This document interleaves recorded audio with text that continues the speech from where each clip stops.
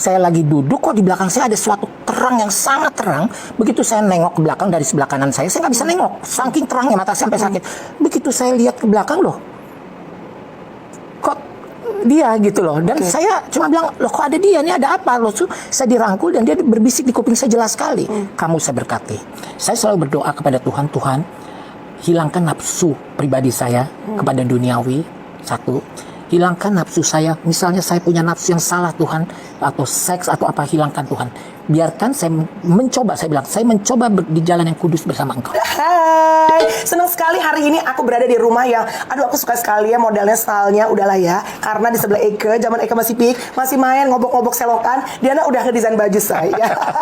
Mas Aji Notonegoro. Apa kabar? Sehat Mas Aji? Puji Tuhan. Puji Tuhan sehat ya. Mas Aji, boleh ngidul 1, 2, 3 jawab semuanya. Mas Aji Notonegoro. 1, 2, 3 jawab semuanya. Asik, pakai gembal lagi terakhir, pakai vibrasi.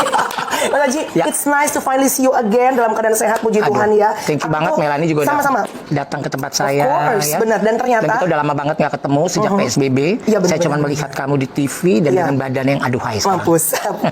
Aduh, itu berkat perjuangan. But I've been following him, mengikuti bagaimana perjalanan Mas Aji, and I was mesmerized, amazed ya, bahwa Mas Aji, I think you're totally different now. Karena different in a good way pastinya. Mas Aji, cerita dulu, kalau boleh tahu. Ini aku tahu kalau misalnya di orang bule sebetulnya agak kurang sopan untuk menanyakan usia. But if I may know, how old are you right now? Because you look fabulous. 60 tahun. Keren. 60 tahun, makin langsing kayaknya ya. Amin, emang sengaja kita jaga badan ya. Oke, Mas Aji, ceritain dong. Sekarang kan Mas Aji ini banyak sekali kayaknya justru sharing bukan hanya soal your achievement mengenai desain, which is dulu kan ibaratnya siapa sih nggak kenal Aji Notonegoro dari zaman Ivan Gunawan masih makeup, nggak makeup. Tapi sekarang banyak bercerita mengenai kebaikan Tuhan. How come? Begini, Mel, kalau kita saya kalau bercerita tentang Tuhan, pasti saya sedih. Ya, kenapa sedihnya? Kenapa Mas? Sedih itu dalam arti bahagia. Oke.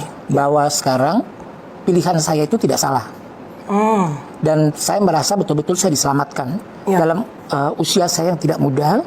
Tapi dalam 3 tahun yang lalu, saya akhirnya pilih juru selamat saya. Nah itu, dan saya di situ saya merasakan bahwa Tuhan itu sungguh dahsyat, sungguh ajaib. Karena mungkin kalau dipikir, manusia itu sudah merasakan nerakanya dunia dan surganya dunia itu saya. Maksudnya apa? Begini, saya pernah sampai di paling atas sekalipun. Itu surga dunia tuh. Surga dunia. Tapi saya selalu melupakan Tuhan. Saya selalu nomor 1 cari uang. Nomor 2 anak, nomor 3 Tuhan. Tapi setelah terjadi akhirnya saya bukan hancur, tapi menurut saya kehancuran itu bukan suatu kegagalan. Kegagalan itu bukan suatu kehancuran untuk saya. Jadi justru itu adalah diselamatkannya saya. Jadi waktu saya lagi jaya-jayanya, istilahnya orang bilang lagi ada-adanya lah ya, semua ada, ini ada, saya bisa jatuh bangkrut. Jatuh bangkrut itu saya under zero. Wow, under zero. Not even zero, under zero. Benar-benar under zero, dan saya pernah punya uang di dompet saya cuma 20.000. How come? Aji Notonegoro yang zaman dulu belum ada banyak desainer aja, Mas Aji udah one of the top. Ya, itulah. Saya bilang namanya kehidupan ya. Dari kehidupan semua manusia itu bisa mengalami yang sama. Jadi saya bilang tidak ada Tuhan membuat yang orang sudah kaya menjadi miskin, itu tidak. Itu bukan Tuhan yang membuat kita. Tapi itu adalah diri kita sendiri karena kebodohan diri kita sendiri. Tapi Tuhan bisa membuat orang yang miskin menjadi kaya karena berkat-berkatnya. Itu tadi Mas Aji cerita mengenai surga dunia. I mean you're on the top of this world. Menjadi yang paling ngetop. Salah satu di negeri ini. And then tadi neraka dunia. Nerakanya dunia saya udah pernah masuk ke dalam penjara. Yes, dalam waktu 3,5 bulan saya dalam penjara. Jadi waktu itu ada sebenarnya ada penjual belian berlian. Tapi waktu itu sebenarnya sih perdata. Tapi makanya hakim juga itu waktu itu mengatakan kenapa ini bisa jadi pidana. Harusnya perdata. Hutang-hutang itu perdata. Kecuali penipuan, dan saya udah ada pembayaran, dan saya memang tidak menerima uangnya sama sekali. Jadi apa yang saya terima saya serahkan, apa yang saya terima saya serahkan. Dan memang belum terbayar seluruhnya gitu. Tapi untuk saya, dan itu juga terjadi sama sahabat saya, dan sahabat saya tuh kaget waktu saya bisa diambil gitu loh, ya. Tapi untuk saya ya udah, ini adalah garis tangan. Jadi tidak ada satu manusia pun sehebat apapun kalau dia bisa melawan takdir.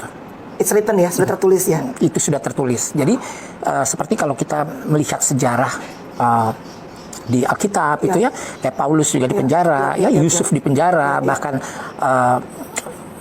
Yesus juga di penjara gitu. Itu, dan saya pikir di situ adalah untuk menuju jalan kebenaran dan kebaikan yang lebih dahsyat. Berapa lama di penjara? Oh enggak, saya cuma 3 bulan 10 hari, hanya untuk ikut sidang aja. Tapi untuk seorang Ajudan Negoro yang hidup oh di iya, iya, iya. Dan saya merasa rekan pers itu menghantam saya, menghancurkan saya, nama saya pada saat itu. Tapi saya berpikir jika berlian ditanam sedalam apapun di dalam lumpur atau tanah, digali, dia akan tetap akan jadi diamond. Oh, that's nice. Yeah. Jadi turning point Mas Aji, ya mungkin kalau bahasa orang tuh hijrah ya, berpindah gitu ya. Apapun kepercayaannya. Turning point untuk akhirnya lebih dekat sama Tuhan saat di penjara itu atau justru tidak? Jadi waktu saya di penjara pun saya sering diurapi, didoakan gitu loh. Tapi untuk sama teman-teman sama teman-teman. Tapi saya pikir semua tuh kan sama, orang Tuhannya cuma satu gitu ya. Pada saat itu saya pada tanggal 12 Desember 2014 saya bermimpi. Saya lagi duduk, kok di belakang saya ada suatu terang yang sangat terang. Begitu saya nengok ke belakang dari sebelah kanan saya nggak bisa nengok. Saking terangnya, mata saya sampai sakit. Begitu saya lihat ke belakang, loh, kok dia gitu loh. Dan saya cuma bilang, loh kok ada dia, ini ada apa? Loh, saya dirangkul dan dia berbisik di kuping saya jelas sekali. Kamu saya berkati. Cuman itu aja. Terus akhirnya saya nggak bisa cerita. 12 hari kemudian di malam Natal, saya bertemu lagi. Dan itu dia ada di atas gini, saya di bawah sini. Dia panggil saya, dia bilang, tugasmu adalah mendamaikan seluruh saudara-saudaramu yang ada di bumi raya ini, kata dia. Hah? Terus saya bilang, bingung dong. Saya bingung dan tangannya dia langsung menaruh di kepala saya seperti ini. Dan dia bilang, kamu sudah berkati. Terus dia dada-dada dan saya nangis pada saat itu. Pagi itu saya dibangunkan dengan anak saya. Papa kenapa? Papa kenapa? Terus aku bilang, jangan bilang-bilang ya. Saya barusan ketemu Tuhan ya, aku bilang gitu. Hah? Udah diam-diam aja gitu. Tapi terus saya nggak ngerti gimana, terus saya mau bercerita nggak bisa. Pada tanggal 29 Desember akhirnya saya ketemu seorang pastor dan saya bercerita, dia bilang, kamu nggak usah cerita, tunggu sebentar. Terus dia pegang tangan saya, dia lepas, dia bilang, wow, kamu sudah bertemu 2 kali, kata dia gitu, dan kamu sudah diberkati, kata dia. Hah? Apa nih, saya nggak ngerti gitu kan. Ya udah, terus dia bilang, pilihan ada di tangan kamu. Kalau kamu ikutin boleh, nggak ikutin nggak apa-apa, karena itu adalah hak kamu dan kamu. Free will. Ya, dan saya tidak boleh memaksa, katanya. Oke, jadi itu adalah turning point nih Mas Aji. Setelah itu kan pasti it comes with responsibility. Betul. Artinya di momen awalnya perubahan selalu pasti kan masih on fire. Setelah itu kan untuk menjaga api itu untuk selalu bisa on fire in God itu kan bukan hal yang mudah. Karena tantangan, godaan, itu kan tiap hari it's like doing your homework ya kan. Apa kesulitan, tantangan terbesar pada saat sekarang kan hidupnya Mas Aji udah you're different person gitu loh. Oh, thanks God, terima kasih Tuhan. Jadi waktu saya setelah itu terjadi, 1 hour after that, saya dengar suara Tuhan di hati saya. Kamu harus bicara kepada anak-anak kamu. Bayangin, itu satu tantangan yang luar biasa untuk saya. Saya cuma bilang, Tuhan, saya akan berbicara kepada anak-anak saya. Tapi saya percaya Tuhan itu baik. Pasti Tuhan berikan yang terbaik untuk saya. Walaupun anak-anak saya marah, atau anak-anak saya meninggalkan saya tidak akan mundur 1 langkah pun untuk meninggalkanmu Tuhan. Saya cuma bilang gitu. Saya nggak bisa ngomong. Jam 4 saya baru ngomong. Sebegitu saya ngomong dengan anak-anak saya tahu ngapain. Dia cuma bilang, give me 5, Pak. It's okay, Pak, no problem. Sama aja. Coba. Anak-anak menerima dengan segitu demokratisnya. Yes. Dan besoknya saya ketemu dengan sahabat saya bilang, I'm Christian now. Saya bilang. Terus, yang bener lu. Tadi, iya. Temuin dong saya sama 5 pendeta yang terkenal. Saya bilang, saya pengen tahu. Karena saya nggak mau beli kucing dalam karung. Begitu saya ketemu 5 pendeta, bayangin 5 pendetanya jawabannya sama. Ji, kamu mau tidur, kamu berdoa. Lalu kamu baca firman dengan imanmu yang kuat dan fokus kepada Tuhan. Bangun jam 2:30 pagi, baca firman, berdoa, fokus dengan Tuhan. 5-5-nya jawabannya sama, tidak ada beda. Simple ya. Simple. Tapi saya pikir masa sesimpel itu gitu. Tapi Melanie tahu nggak? Begitu saya mencoba itu semua, saya seperti orang kelaparan dan kehausan akan firman. Dan saya terus di dalam rumah 3,5 bulan. Saya hanya pergi gereja, ke rumah, makan saya di kamar, semua saya pokoknya pengen itu. Kecapean tidur, bangun lagi, saya baca lagi. Puji Tuhan, mungkin semua itu karena Roh Kudus. Saya 3,5 bulan, ya saya selesaikan dari Kejadian hingga Wahyu, dan puji Tuhan saya bisa hafal. Ya. Wow, gua aja belum habis. Wah, karena emang niat ya. Ya, nggak ngerti sepertinya. Saya nggak mau kehabisan, jadi kayak penasaran gitu kan. Tapi setelah itu akhirnya saya gimana nih? Saya pikir saya akhirnya pada tanggal 30 Agustus, sebelum 20 Agustus saya bicara, saya bilang saya mau dibaptis. Tolong temuin saya dengan 5 pendeta yang terkenal. Satu, akhirnya nggak bisa karena harus pergi ke Manado, karena ada pelayanan. Satu, kalau renangnya bocor. Yang satu, pokoknya begitu terus. Akhirnya saya ketemu sama mendiang Edi Sabto. Terus saya bilang, Pak, saya minta dibaptis dong. Saya nggak mau baptis kamu, katanya gitu. Loh, kenapa Pak? Kamu tidak bisa main baptis begitu aja. Kamu harus belajar. Kamu harus mengerti arti dari baptis itu sendiri. Katanya, kamu tahu nggak arti dari baptis itu sendiri? Karena baptis itu bukan perjanjian kamu dengan saya atau dengan pendeta, tapi perjanjian kamu dengan Tuhan. Mau kamu belajar berapa lama? 9 bulan. Oh my God, no please Pak. Ada nggak waktu lebih singkat gitu ya? Ada. Kita pengen everything instant ya. Ada 10 hari. Tapi kamu sanggup nggak dari jam 1 pagi sampai jam 3 pagi? Dari jam 1 siang sampai jam 3 pagi. Kamu nggak boleh absen. Sanggup Pak. Dan itu aku jalanin. Setelah yang ke 10 hari, Pak Mendiang Edi Sabto tanya, kapan kamu mau baptis? Besok Pak. Akhirnya saya dipinjemin kolam renang sama teman saya, sama Inasi Tepu waktu itu, dipinjemin sampai saya akhirnya tadinya dibaptis nomor 5. Karena waktu didoain saya jatuh, gitu, terus akhirnya dipindahin ke nomor 1. Setelah itu ya saya hidup baru bersama Tuhan. So, Mas Aji sekarang di chapter hidup baru bersama dengan Tuhan. Aku percaya bahwa setiap orang punya titik kelemahan berbeda-beda. Ada yang kelemahannya misalnya hot temper, emotional. Ada yang kelemahannya seksual. Ada yang kelemahannya minuman. Drugs, many things. Dan aku percaya bahwa sebetulnya the devil, iblis tahu betul banget your weakness spot. Dia nggak akan coba kita in our strength. Betul. Menurut Mas Aji, yang terberat, what was the spot yang kamu ngerasa bahwa ini menjadi pergumulan terberat kamu melangkah bersama Tuhan? To be honest ya, to be honest ini from the bottom of my heart, saya sebenarnya tidak mendapat tantangan itu. Ya, karena satu memang saya tidak minum, never in my life. Saya tidak merokok, never in my life. Saya tidak pernah cobain drugs, never in my life. Pergaulan dengan kita, pergaulan apapun dengan selebriti, dengan artis-artis ya ke apa namanya, ke klub kemana, saya hanya minum selalu aqua. Jadi saya nggak pernah minum apa-apa, dan saya selalu bilang saya hidup tuh harus sehat, karena hidup ini adalah kesempatan. Ya, jadi saya nggak ada tantangan itu, cuma saya selalu berdoa.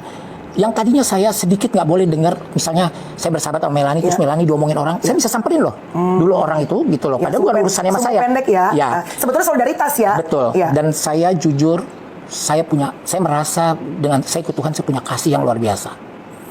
Saya tidak pernah marah lagi, saya tidak pernah emotion, dan saya bingung, saya setiap saya mau pelayanan, waktu jam berapapun saya bisa tepat hadir. Itu dulu nggak? Ya dulu kan ada udah kan biar aja dia nunggu sejam ini 2,5 jam gitu ya. Kalau sekarang itu nggak bisa. Jadi sama siapapun saya nggak bisa seperti itu. Sekarang saya harus benar-benar semua ini hidup ini saya pikir saya untuk Tuhan, karena saya merasa bahwa segala sesuatu dari Dia, untuk Dia dan oleh Dia. Gitu loh. Apa panggilan dan visi yang Tuhan kasih di hati Mas Aji saat ini? Karena misalnya nih, kalau aku YouTube ini adalah salah satu platform yang aku percaya Tuhan pakai gitu ya. Makanya aku senang mencari bukan hanya yang viral, tapi yang kalau bisa memberikan impact pada hidup orang yang apapun agama mereka gitu. Kalau Mas Aji apa visi yang Tuhan taruh dalam hati saat ini? Jadi saat ini setelah saya juga nggak ngerti, yang biasanya kayak kalau lagi show saya suruh speed saya deg-degan, tetapi sekarang saya bisa membawakan firman di atas mimbar, itu satu. Udah mulai preaching. Iya, ya, jadi puji Tuhan saya udah diundang ke Amerika, ke Frisco, udah kemana-mana, ke Finland, ke Jerman gitu ya. Dan ini saya akan berangkat ke Turki juga nanti setelah pandemi ini. Sekalian saya pikir aman dengan show saya. Jadi saya pikir apa talenta Tuhan yang sudah kasih ke saya, itu saya tidak hilangkan begitu saja. Jadi saya bukan diam karena tidak berkreasi, tapi satu diam karena saya lagi fokus dengan Tuhan, dan juga begini ya, saya merasa bahwa Tuhan ini kasih banyak sekali keistimewaan pada saya pada saat saya ikut bersama Dia. Sesuatu yang tidak pernah terduga sama saya itu bisa terjadi. Misalnya rumah, ya.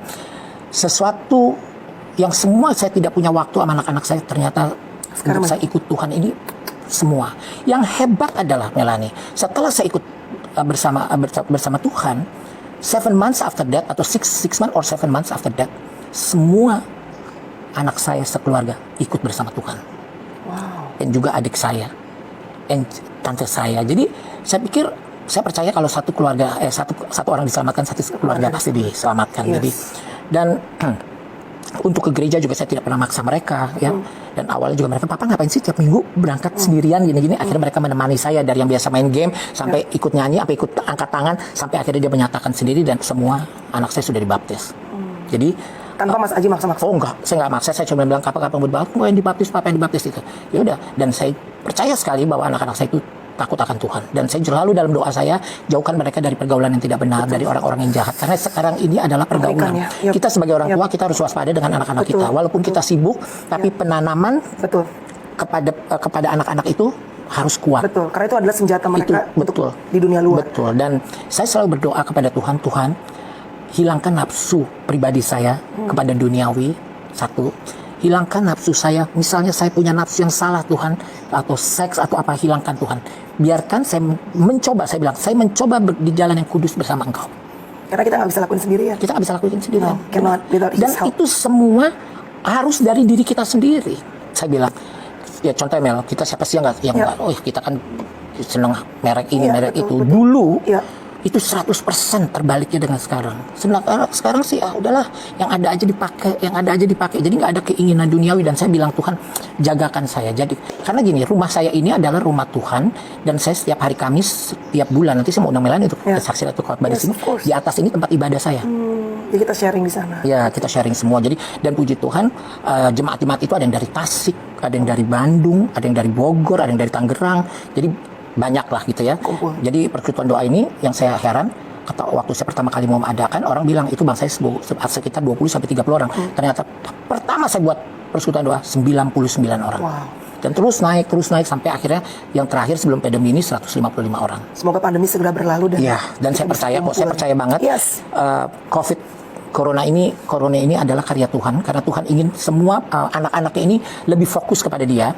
Karena kita sudah dikasih sorga duniawi, udah dikasih kenikmatan, udah diapa, orang usaha segala macam, tapi orang lupa kadang-kadang ya maaf mungkin berbuat salah di belakang istri, ya pulang telat, kadang-kadang waktu untuk anak juga cuma sedikit, ya walaupun berdoa kita ke masjid, ke gereja, ke temple atau apa, mungkin kita pergi karena kita merasa wajib, tapi kita tidak bisa fokus. So it's only ritual. Tapi dan sekarang ini Tuhan menginginkan kita baik-baik dengan istri, berkumpul bersama istri, bersama anak-anak, kita berdoa bersama, ibadah bersama, punya waktu bersama. Dan saya percaya sekali ini bisa dilakukan sama semua orang. Dan setelah pandemi ini, setelah COVID-19 ini selesai, saya percaya 100% kehidupan semua masyarakat yang ada di dunia ini jauh lebih baik dari sebelumnya. Mas Aji, how do you see life right now? Pasti berbeda dong. Hidup di kacamata Aji Notonegoro sama sih. Kayak aku juga sekarang kan pasti hidup buat anak-anak. Betul. Kita kerja kepala jadi kaki tiap hari. Betul. Buat anak-anak. Tapi kayaknya gue nggak tahu ya. Dari yang aku lihat sekarang, gue ngeliatnya kayaknya lu lebih ringan sekarang. Puji Tuhan, saya lebih ringan karena sudah tidak ada yang saya pikirkan. Dan saya semua memang apa yang saya punya sekarang, yang saya beli sekarang, saya bikin perusahaan baru sekarang, itu semua anak saya juga saya cemplungkan ke situ untuk ikut bekerja. Dan kita semua ini kan hanya untuk anak. Jadi saya bilang sama anak-anak, jangan hidup itu tergantung pada orang, tapi tergantung pada Tuhan. Jadi saya selalu ingatkan sama anak-anak saya, kita hidup ini harus berlindung pada Tuhan, bukan percaya kepada manusia. Ya, dan kita harus bisa berserah diri kepada Tuhan. Jika kita percaya, Tuhan bertindak untuk kita. Provide everything. Provide everything. Apapun yang kamu bilang tidak mungkin selesai. Kalau Tuhan mau. Yes. Bahkan lebih daripada kadang-kadang apa yang kita butuhkan ya. Betul. Saya butuh rumah. Saya punya uang cuma 36 juta. Saya bilang, Tuhan saya nggak mungkin. Tapi Tuhan mohon maaf. Tapi tidak ada yang mustahil bagimu. In 2 weeks, saya dapat kerjaan, saya dapat kontrak, angkanya sama dengan harga rumah yang saya tawar. Tidak kurang sepeser pun, tidak lebih dari sepeser pun. Pas. Saya minta nomor 9 rumah saya. Tuhan kasih nomor 9. Kenapa? What's so special? Karena saya dulu pengen punya rumah nomor 9, dapatnya nomor 7 gitu ya. Nggak pernah pas. Gitu loh. Dan akhirnya waktu saya bilang, dan lebih gilanya lagi, saya punya persekutuan doa dengan anak-anak saya, namanya Persekutuan Doa Sinar Kasih. Dan saya bisa punya rumah di dalam kompleks Sinar Kasih. Aku tahu kompleks, karena gue dulu SMP di sini Sinar Kasih. Itu semua kalau bukan karena Tuhan, tapi saya percaya jika Tuhan sudah berencana, itu pasti terjadi. Everything is possible in Him. Banget. Terakhir terus ini nampak kalau banyak orang takut dengan kematian. Takut nggak saat ini? Kalau saya selalu berkata begini, bangun tidur dan mau tidur, saya selalu berkata, Tuhan, kuserahkan jiwa, raga, dan roh saya kepadamu, karena Engkau yang menciptakan, Engkau yang punya kuasa, Engkau yang menjadikan. Kalau kita tidak pernah tahu loh. Exactly. Kapan Tuhan akan panggil kita? Karena itu rahasia Tuhan. Betul. Ya, dan kita tidak boleh mengejas manusia. Oh, lu karena lu narkoba, lu masuk neraka. Oh, lu yang alim sekali ya, tiap hari ke gereja, tapi pasti masuk surga. Enggak. Surga dan neraka itu adalah hak Tuhan. Ya. Dan jadi jauh lebih kalau kita udah berserah diri hidup ini sama Tuhan, nggak ada yang perlu kita takutin. Semua apa yang kita milikin ini, semua Melanie pun apa yang Melanie milikin. Oh, makanya saya suka kadang-kadang bingung. Boleh tanya sama teman-teman saya kadang-kadang suka ngomong gini. Saya bingung deh, orang kok ngumpulin tanah sampai hektar-hektar, tapi banyak banget rumah, sampai banyak banget. Terus semua kemana? Kalau anaknya cuma 2, dibawa, ya? Iya, semua akhirnya jadi milik orang lain kan. Kita yang capek, orang lain nikmati. Nah, ini yang saya selalu tekankan pada, kalau saya membawa firman, saya bilang, di dalam diri manusia tidak ada yang disombongkan. Karena kita lahir masih minta tolong sama orang lain. Kita punya nama, kita dikasih sama orang lain. Kita mandi pertama kali dimandiin sama orang lain. Kita mandi terakhir dimandiin sama orang lain. Kita punya kekayaan, setelah kita mati, kekayaan kita untuk orang lain. Benar. Jadi Tuhan bilang, apakah dari kamu yang kamu akan sombongkan? Justru kita harus menjaga hubungan kita dengan saudara, kakek, nenek, tetangga, sahabat, teman, siapapun, dengan kasih dan lekangnya waktu. Karena kamu tidak tahu kapan kamu butuh orang lain. Betul. Last banget, ini terakhir banget. Your message, pesanmu untuk semua yang mungkin lagi nonton, yang mungkin masih menikmati surga dunia. Sometimes tetap we're doing ritual, ya. Tapi mungkin itu bukan kerinduan dan prioritas utama kita. Hanya sebagai ritual kita kepada Tuhan gitu. Apa pesan Mas Aji? Pesan saya begini. Kita harus tetap berucap syukur setiap hari kepada Tuhan bahwa kita ini sudah dikasih kenikmatan, dikasih nafas, dikasih kehidupan, dikasih sehat, dikasih berkat yang luar biasa. Hiduplah selalu dengan senyuman, karena senyuman itu adalah ibadah. Dan jangan pernah menjadi orang sombong, karena kesombongan awal dari kehancuran. Jadi untuk kita selalu hiduplah selalu bersama Tuhan, dan kita berucap syukur kepada Tuhan atas kebaikan-kebaikannya di dalam kehidupan kita. Amin. Terima kasih Mas Aji.